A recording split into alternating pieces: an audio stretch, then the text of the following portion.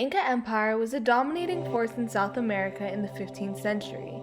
The Inca Empire conquered massive amounts of land in South America, which expanded the empire from Ecuador to southern Chile. On this episode of Weber Worldies, we will be looking at the decline of the Inca Empire through an autopsy. I am the ghost of the Inca Empire, and I will be doing an autopsy on the decline of the empire.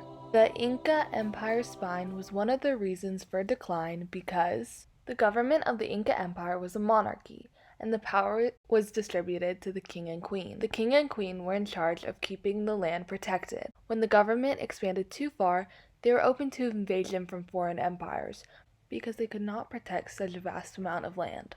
The head was another reason for the Incan Empire decline.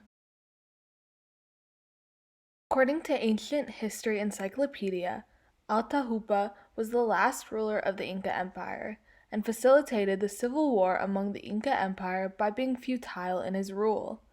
Atahualpa enjoyed his luxuries and did not rule with authority, which made the Inca Empire appear weak to the Spaniards. These were the most significant reason for the Incan Empire decline. Although trade throughout the Inca Empire was done through bartering among only the Inca Empire, when Spaniards came to America, they brought disease with them.